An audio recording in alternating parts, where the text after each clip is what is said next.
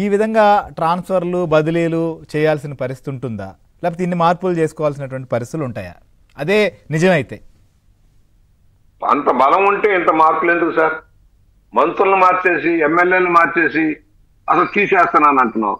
తీసేస్తే నిన్ననే వాళ్ళందరూ అంటున్నారు మాకు ఏ అభివృద్ధి చేసావు మా నియోజకవర్గం. వాళ్ళ సర్పంచులు గోల పెడతా ఉన్నారు.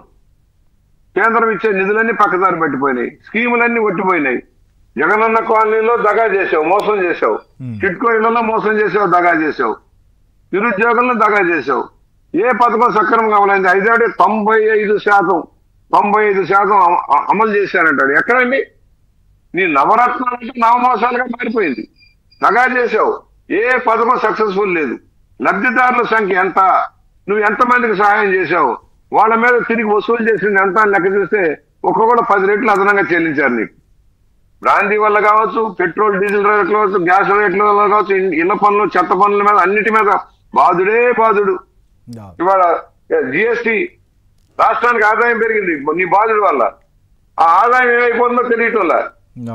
1వ తారీఖు జీతాలు దొరకపరిస్థితి, అప్పు తెస్తేనే కానీ పూటకల్లని పరిస్థితి. ఏమైపోయింది వచ్చిన డబ్బంతా?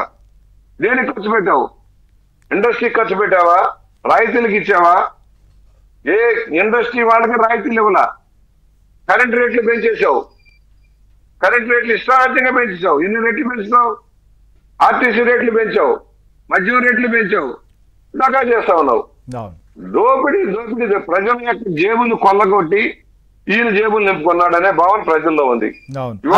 సార్, ఆ పరిస్థితుల్లో ఆ భావనలో ప్రజలు ఉన్నప్పుడు ఇందాక మనం మాట్లాడుకో మంత్రులు పక్క నియోజకవర్గాలకు మార్చినంత మాత్రాన లేదా ఎమ్మెల్యేలని మార్చినటువంటిది మనం చూడాల. ఇప్పుడు వరకు చాలా తక్కువ ఇలాంటి పరిస్థితులు. ఒకవేళ సీట్ ఇవ్వడం, లేకపోతే సీట్ ఇవ్వకపోతే వారి పార్టీ కోసం పనిచేయమనడమో లేదా వేరే పొజిషన్ ఇస్తామని చెప్పడమో మనం చూస్తూ వచ్చాం.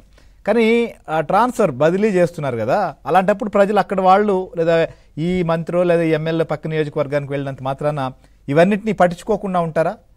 వాటన్నిటిని పరిగణలోకి తీసుకోరా?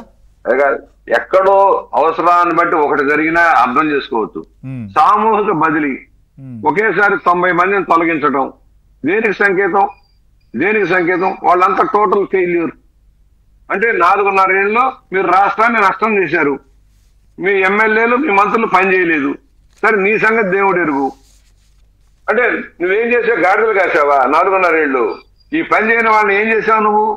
అసలు నువ్వు నిధులు ఇవ్వలేదు బాబోయ్, ఏ పని నడవలేదు, మేము ప్రజలకు సమాధానం చెప్పలేకపోతున్నాము, స్థానిక సంస్థల నిధులన్నీ నిర్వీర్యం చేస్తే ఆ సర్పంచులు, ఎంపీడీలు, జడ్పీటీసీలు తిరుగుబాటు భావాలు ఎగరేశారు మన పార్టీ వాళ్ళే అని చెప్తున్నారంటే అర్థం ఏంటి?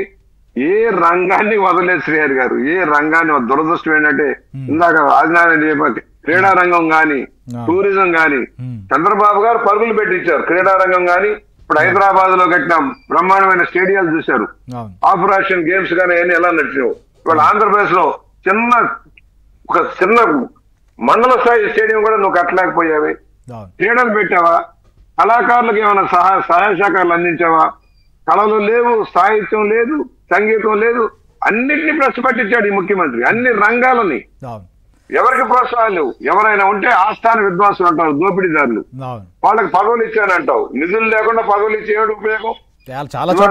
చాలా చోట్ల పదవులు ఇచ్చారు, వారి సరైన వారికి కుర్చీ ఆఫీసులు లేని పరిస్థితులు అనేది చూసాం. అయితే ఇప్పుడు దాకా సార్ ప్రతిపక్షాలు ఆందోళన చేశాయి, చాలా అంశాలని ప్రశ్నించాయి, చాలా విషయాలపైన పోరాటాలు చేస్తూ వస్తున్నారు, వాటిని పరిగణలోకి తీసుకోలేదు. కానీ ఇప్పుడు మనం చూస్తున్నాం ఈ టికెట్ల విషయానికి వచ్చే తలకే పోరాటాలు, ఆందోళనలు తాడేపల్లి ప్యాలెస్ ఎదుటే జరుగుతున్నాయి. గోపిరెడ్డికి సంబంధించినటువంటి వాళ్ళు నరసరావుపేట నుంచి కొంతమంది వచ్చి నేరుగా అక్కడికి ఆందోళన చేశారు. అక్కడే కాదు, ఇంకా అంబటి సంబంధించినటువంటి నియోజకవర్గానికి సంబంధించిన వాళ్ళు కూడా ఆడికొచ్చి ఉద్యమం నిరసన తెలియజేసేటువంటి పరిస్థితి, తమకు ఈ క్యాండిడేటే కావాలని అడిగేటువంటి పరిస్థితులు వచ్చాయి.